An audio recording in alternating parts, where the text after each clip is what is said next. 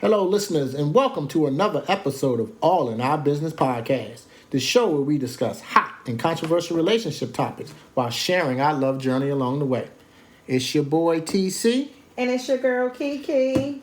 And what we got? 2 shout-outs this week, baby? We do. The first shout-out we want to give is to Joyce. So thank you for just tapping in last week and engaging with us on a good episode and a good topic. So we appreciate your feedback, definitely. And continue to engage with us. So we thank you. Okay. And the clap second... her up. Make sure we need some claps. My bad. Yes, thank you. My bad. And then the second shout-out is to every single listener of the show who has been rocking with us as we are on episode 23. Our Jordan year, baby. Oh, yeah. See? Clutch, baby. Jordan in the fourth quarter. So thank y'all, listeners. No, thank you. We didn't think we would get this far, but hey, we're here and we're still going. We are. So thank you for rocking with us. Thank you for listening in each and every single week. And just thank you for being there. We appreciate all y'all do. Feedback and support and everything y'all do for us. And we will continue to do what we do. Absolutely. So thank you. You don't have to take the time out your day to listen to us, but you do, and we greatly appreciate it. So clap it on up. Give some claps to every listener. Thank you. We appreciate you. Thank you. Mm-hmm. All right, let's get us going, baby. All right, so now with the kids, they're officially back in school. Thank the Lord. Lord, I swear. I don't think we're going to make it. Actually, no, because I think I'm more busy. That's true. With sports now, right? But this is the busiest time of the year for us anyway. Yeah, with sports, we've just been all over the place. Everywhere. Yeah, tremendously busy. But we still been finding time to do what we need to do with each other and individually and also with the podcast. So it's worthwhile. It's good. We got 2 seniors in the house, so it should calm down a little bit after we get them through this next phase. Mm-hmm. But anyway, the kids are now officially back to school. And there's been a lot of online conversation about parents, especially the fathers, not providing any school supplies and school clothes for the kids out there. So as I was seeing all these different memes and all these different conversations, and I've been in different group chats with them, I was like, oh, we need to talk about something. So we're going to dedicate today's show to talk about baby mama, baby daddy drama. Okay. AKA, take care of your child. Oh, okay. Which nobody should have to tell you, by the way.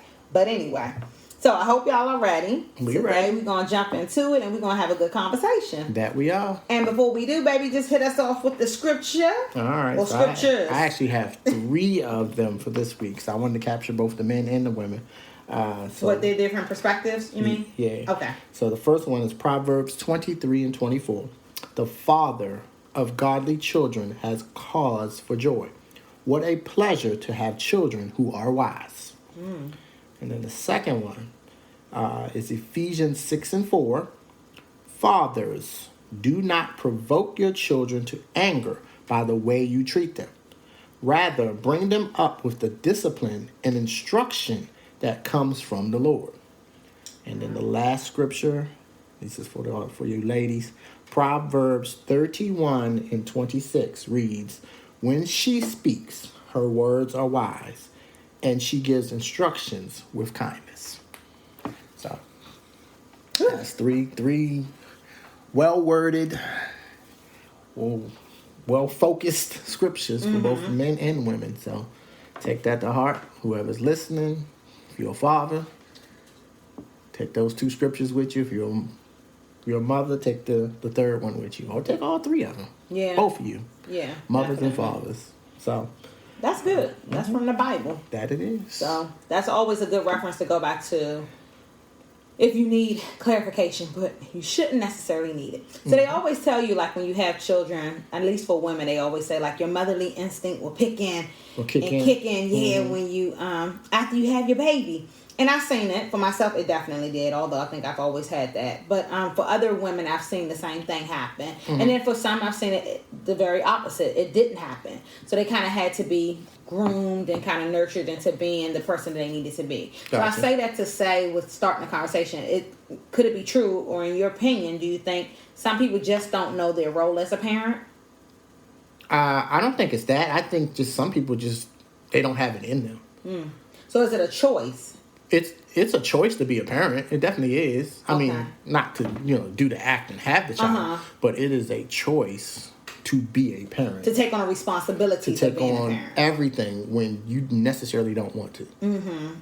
And I've seen a lot of people, primarily like selfish people, have children and they're like, I don't care. Right. I'm not doing that, or I've done enough and that's my limit. Or they're 18 and I don't got to take care of them anymore. So we've had all kind of conversations and we've seen that. You see that predominantly there's someone who is just self-centered, selfish. Those are the ones who struggle the most because they're not willing to sacrifice themselves for their children. Wow. And as a parent, we both are parents where we literally sacrifice everything for our kids. Not saying that's the right way to do it, but that's just how we've operate. And it's funny how we both operate like that. Yeah, and it's good that you're mentioning this because even when we started our conversation about dating, that was like a non-negotiable for both of us, our children.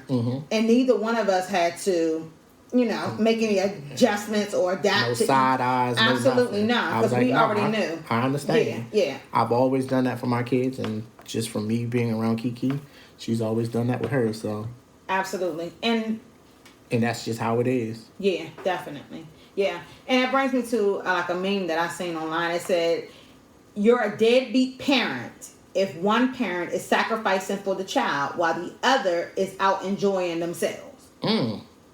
So it kind of goes back to what we were saying about sacrificing. If you're not sacrificing for your child and you feel if the other parent is still here and they're not doing their part and you just don't care, or I just do what I can or what I want because it's convenient, that's not sacrificing. It's not sacrifice at all. Yeah, sacrifice is when it's inconvenient and you're still able to do it. When it's not the most suitable position and you still come through. And again, I don't want to say that it's spoiling your child and giving your child everything, but it's taking care of your child's basic needs. Yeah, that's like important. Like if your child is running around here and they're hungry and you're eating, we have a problem. Absolutely. Or if you're running around with new Jordans on and your child is asking for something. Absolutely. And I mean basic something, like, can I get some deodorant and underwear? Right. Or even if they're not asking you, but you know that there's a need for it. Right. Because your children shouldn't have to sometimes ask you for certain things. You should know, just like you do. You need a roof over your head. Your kids need the same. You want food in your belly. Your children need the same. You need clothes on your back. Your children need the same thing. So we've seen over the years that women, I feel, and you can tell me if this is right or wrong, but it seems like women are more eager to sacrifice than what the man is. Or women sacrifice more than what the man. I wouldn't say that. And this is coming from me as a man. I wouldn't say that per se. So what would you say? So I'm going to say this. And if it offends people, oh, to the well. Boys are going to do that. There you go. I don't know any men that I rock with that don't sacrifice for their kids. Good point. So boys, they're not going to want to do anything for their kids. Boys want to go hang out and talk about I got events and things to go to when your kid is sick or your kid needs something, but you don't put that aside to handle that. Absolutely. I'm just going to go ahead and leave him here sick. Or your child wants to spend whatever it may be. Right. Boys do that. Got it. Men don't walk around and not sacrifice. Period. Yeah. Because naturally men are providers. So we don't think about that. That doesn't even cross our mind. And it's funny because a lot of men are providers, right? Yeah. And you get a lot of women who will use the kid against that particular father. Right. Okay. When that father wants to do something, she's the one preventing it because she's in her bitterness or whatever over them not being together or whatever. And a lot of those men get labeled incorrectly. That's true. I can because say that. they want to be with their children. They want to do stuff with and their that's kids. something I don't understand. So me and my ex, that we share children with 2 children. Of course, we're no longer together. We're divorced. But I'm always of the opinion, come get your kids. Right. I'm always advocating. They right here. You know the address. Just come get them. Because mama need them. Listen, mama need her mama time. So yeah, I don't understand that. And I don't think that a woman or any person, whoever is the custodial parent of the child, should withhold the child from the opposite parent for whatever reason it is. Unless the child is being placed in an unsafe environment. I can agree with that. But I hate this. A lot of women do it for money. And that is... What do you mean? Like, if you're not paying me, then you're not seeing your children? Yes. I hate that situation. But let me ask you, do you think they're wrong, though? No, if you're not taking care of your children, do you think you should still deserve to have them? That's what I'm not saying. I'm not saying they're not taking care. I know some situations where the woman will hold that over him. One, because he has another woman, and she's bitter and angry about that. And then two, she wants to hold whatever she can. She wants whatever power she can get over him. And if she can hurt him by not allowing him to see his kids, that's a problem. Like, I saw this, I literally saw this story the other day on, I think it was Facebook, where this guy was like, I haven't seen my kids in 2 years. 2 years? 2 years. What is the reason? And what was happening was every time he would be playing, have the weekend they're supposed to be with me, she would pull something. Saying, oh, well, now I got to go out of town. And she wouldn't let him. So he didn't see the kids for 2 whole... No, that's unacceptable. ...years. And let him... He was paying the child support he was supposed to be paying. And he just kept going, it's not about the money. I want to see my kids. Right. I want to spend time with them and see how they doing and everything else right. And he was so what was her reasoning for withholding the children from him? Because he moved on and got another woman. And but you know what? It's funny you're talking about this with men. But I think women experience it as well. When a woman has moved on and the baby father is still in his feelings, or still immature, or still a boy, or whatever the case may be, y'all can be super petty. Yes, man. But my problem is, or yes, boys. Yes, boys. My problem is, ultimately, you're hurting that child. You're not hurting the woman. Ultimately, you're hurting everybody. That's the problem. And they don't see that. All they see is, I'm doing what I want to do. Right. This is both men and women. Yeah. They're both selfish. Yeah. Both men and women, and you're doing what you want to do. Right. Not what's in the best interest for these children. And I always used to say this. They didn't ask to be They did not. in this world. Yeah. They did not go, hey, sign me up. I want to go out there. Right. No. Right. You decided to lay down, have the kids, and then you want to treat them a certain way, similar to what that scripture. The scripture said. You can't be angry because you had children. That's your fault. Yes. Strap it up if you ain't trying to have no kids. Yeah. But you evidently had the kids. Right. Which kind of leads to the next point of co-parenting, which is a whole nother arena.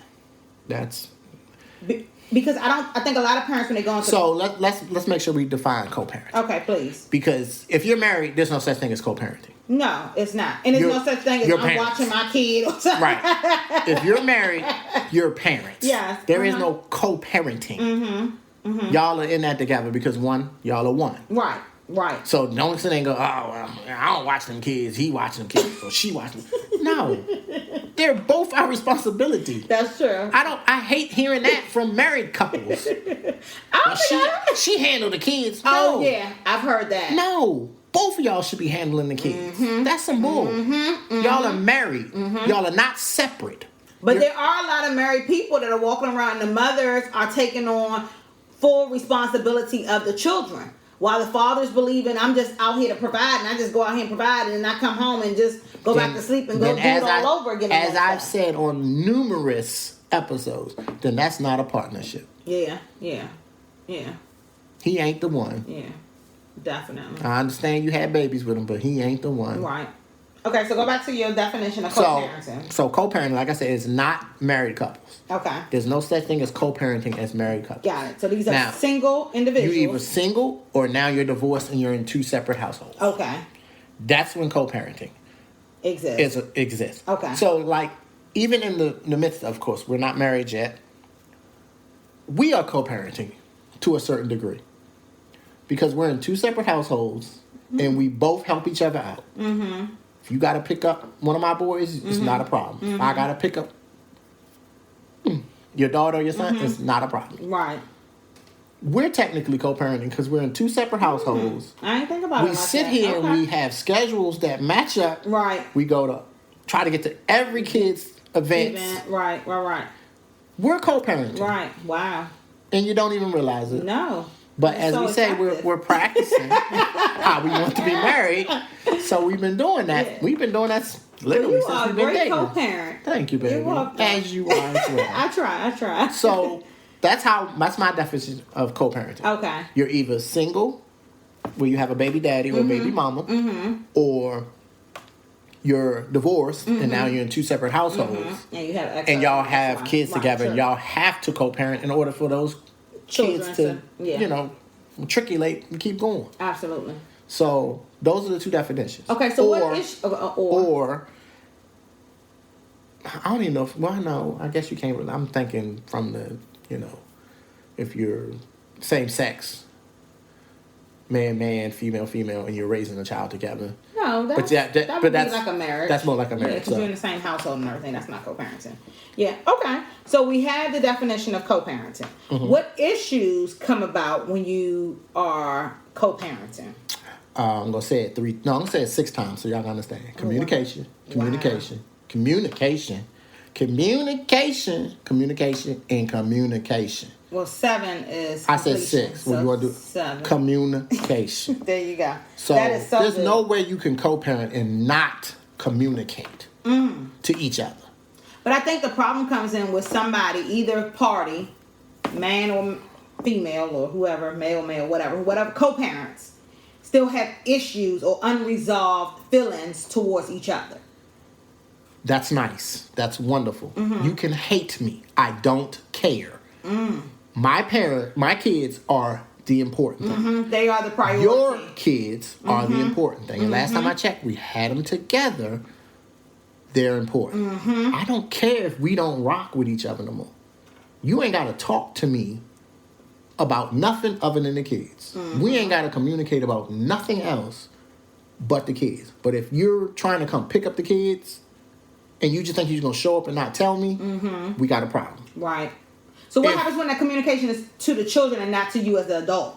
That's the problem. Is that problematic? That's the problem. You can't communicate with kids. Right. Kids don't care. They ain't worried about none of that. Not. And 9 times out of 10, those kids don't want to be in the middle of whatever y'all got going on. That is very true. Yeah. We just recently had that situation. Yeah. Definitely. Yeah. And the child does not want to. He don't want to have to deal with that. Or she don't want to have to deal with that. Placed in the middle of that. Yeah. They never want. They don't care. Absolutely. Yeah.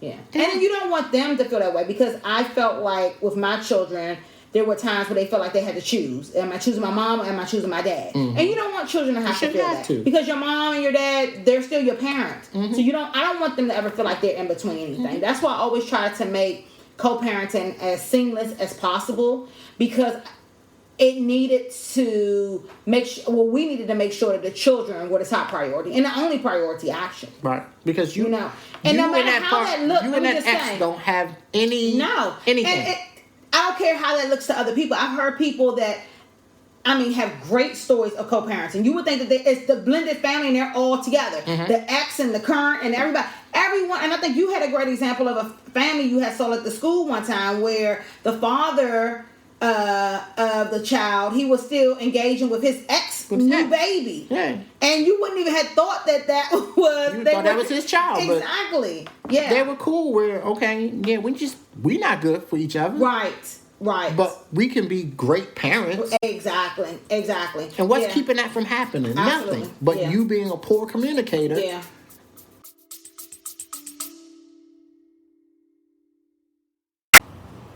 You are listening to another episode of All in Our Business podcast.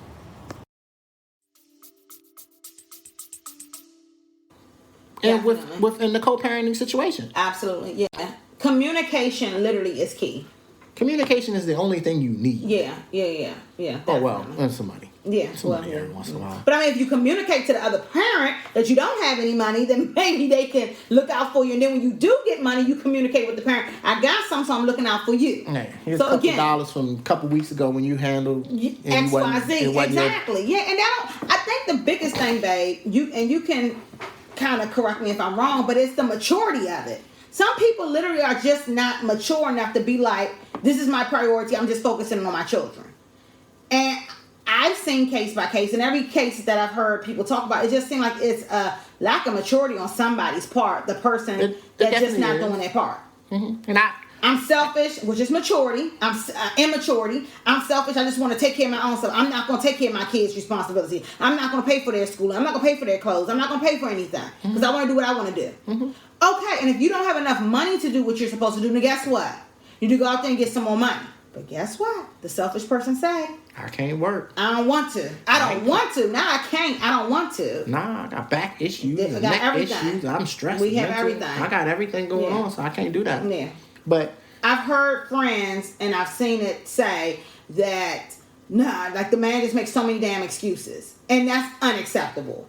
Back to what I was saying earlier. One parent shouldn't be sacrificing, and the other parent just sitting back and doing it at their leisure. That's not what parenting is about. No, never is. It's never both should parents in there giving 100% to these kids. Because your kids is what needed. Mm-hmm. No, it's ridiculous if one person's giving 1,000,000,000% and the other person's giving 3%. Oh, I give it to you when I got it. What does that look like? What are you talking about? What if you ain't never got it? Exactly.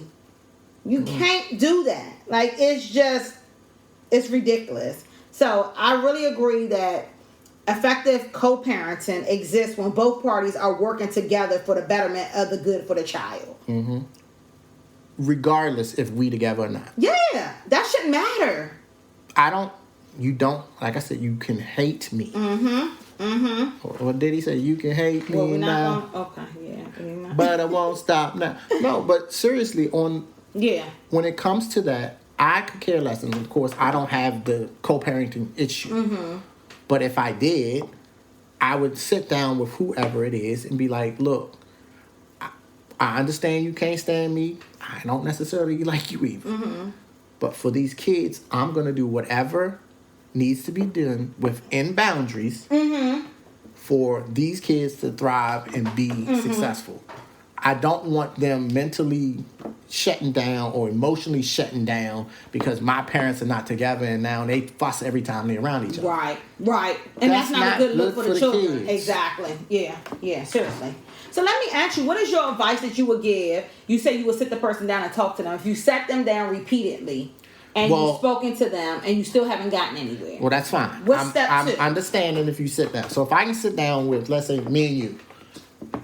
We have 10 kids and now we not together no more. But we got a co-parent. Mm-hmm.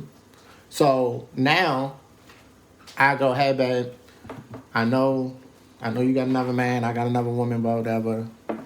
10 kids needs diapers. You think we can go half on it? Mm-hmm. If not, let me know. I'll do it, and then maybe next month you do it. But we come to some kind of agreement and understanding. And it's not necessarily about money.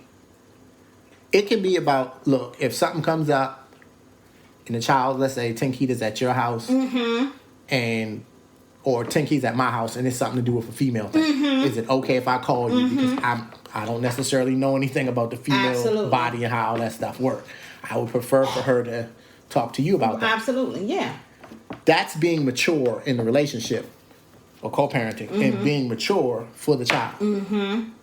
10 kids is not over there having periods. Right. And I don't know how to handle it. Right, absolutely. As opposed to I can call you and go, look, I know it's kind of late, but she just had her first period here. Yeah. I don't know exactly what to do. Absolutely. You think you can come over and help her out? Right.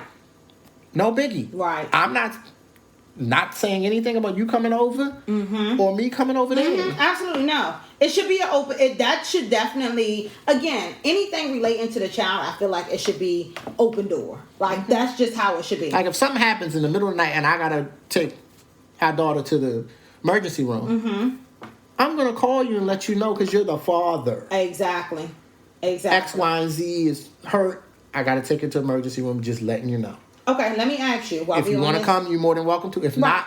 Right. Yeah, you can't... That's another thing. Like, you can't make somebody do something they don't want to do. I'm not trying to make them do anything. So, in all of this, one parent, if you're trying to make the other parent do it, you cannot. That's not... You can't change people. I know. It don't work like that. Yes, but you can, like you said, keep them informed. That's basically it. But then... Even if that's the case, so let's say I sit down with you 10 times, and all 10 times you're like, I don't care what you got to say. Right. Or you said, okay, I'm going to do better. Right. And then there's still no change. So the 11th time, I'm not coming at you the same way. Right, babe. The 11th time, I might come at you with a mediator with me. A neutral party. Or maybe somebody we both mutually know and respect. To come in and say, look, I don't know what y'all got going on. But this isn't it. But this ain't it. Right. This ain't... I don't care what y'all two got going on. But for Tenkita, I need y'all to do better. Right. Yeah. And I'm coming to you as an old head or OG or sometimes whatever it may be. Sometimes you need intervention. Yeah, absolutely. Now, if that don't work, then we just going to the courts. You just gotta go to... Sometimes you just gotta go to the courts. You just gotta go to the courts. And even then... Let the court handle what needs to be handled. That's it. And that's only a financial contribution because they can't handle everything else. No, but that helps. That helps with you having custody, too. Yeah. Maybe you don't need or deserve custody. Right, absolutely. Yeah. So let me ask you... Not saying I'm trying to keep you from your child. Right, no. But if you don't want to do anything... Right. What's the point of you getting them if you're not going to do anything? Yeah. If you're not going to take care of them, there's no you get them, and then 2 days later, I got to come back and get them because you ain't feeding them. Right. Or you ain't providing for them. Right.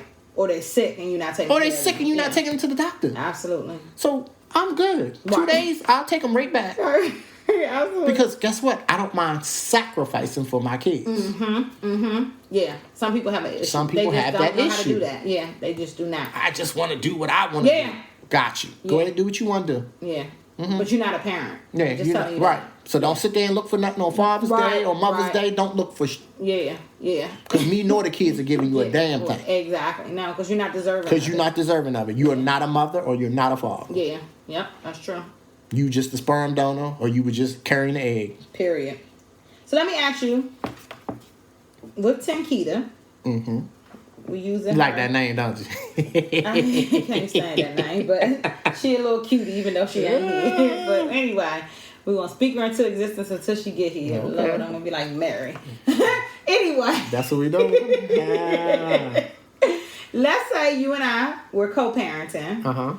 And I have Tenkita with me, and I'm on the way to the doctor with her, and it's late at night. And I call you and say, hey, TC, letting you know we're heading to the doctor, like I told you, but my car just broke down. Which doctor? I'll be there. Okay, but my car just broke down. Where you at? I'm on my way. Is that your role? Or should... My daughter is in the car with you. So what do? You come and get your daughter from me, or do you come fix the car so we both can go? I'll come pick both of y'all up and take y'all to the doctor. I'm that kind of man. It's okay, not, so if you were married... Is your wife married, gonna my allow wife is you? probably going to come with me. Pause. I'm not going to marry a woman who doesn't understand what I have going on. And it has nothing to do with me and you. You're carrying my child in that car. The last thing I need you to do is break down and you're on the side of the road and some drunk ass dude is riding and running in the back of y'all. And now both of y'all dead. Right. No. Right. I will be there where y'all at, coming to get you. Taking you to the hospital. It ain't got nothing to do with I got feelings for you no more. No. I'm here sacrificing for my child. Right. I'm not doing it for you. And that's the problem. Some people think, oh, if I do it, I'm doing it for her. No, you're not. I'm doing it for my child. I'm not doing it for you. We are no longer together. Right. So I'm not doing anything for you. Right. It's for my child. Let me also ask you. Go ahead. Because I think you have a... kind of a different, and we talk about this often, a different approach to co-parenting and families when you no longer are together than what I do. Because when my parents broke up, they were never married, but when my parents broke up, it was like they had hate towards each other. So my mother was like, I'm getting you away from your deadbeat dad. And my dad is like, what's going on? Right. Where you going?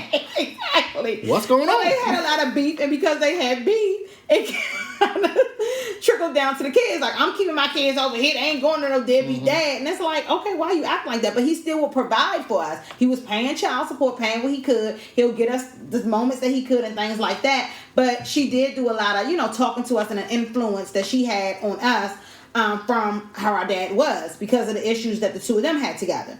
You, on the opposite, when your parents divorced, you kind of still felt like, even though you were in separate homes, that they never had any beef towards each other. I didn't. So I've never seen them. Right. I've never seen them beefing. So for you, like you always, you remind me this all the time when I'm dealing with my ex. You're like, y'all gotta be on the same page with the kids. Like you have a more open perspective and mindset than like I think normal people do. But you got to keep in mind, and this is where mine comes from. I know how it felt. Oh, as a child. To be in what I thought was a happy marriage relationship, and then your parents separate and get divorced. So you're saying it from that perspective. I'm thinking everything's cool, and then all of a sudden, oh no, we're getting a divorce. Right. Now, I don't even remember what age I was, but now I got to sit here and pick which parent I'm staying with. On a consistent basis. Right. Which was not what I wanted to do. Right. And to be honest with you, that was, I think, the first time I seen my father cry.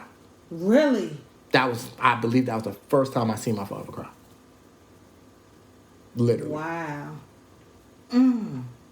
And for me to see that from a man who I thought was King Kong. Yeah. Lifting motors and doing all this stuff with being a mechanic.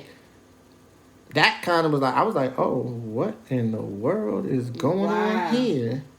Do you think he ever was the same after that? Oh, I'm sure he was. Okay. But I think for whatever reason, him losing me brought out that emotion that he might not have shared with anybody else. Wow. So for me, I was like, okay.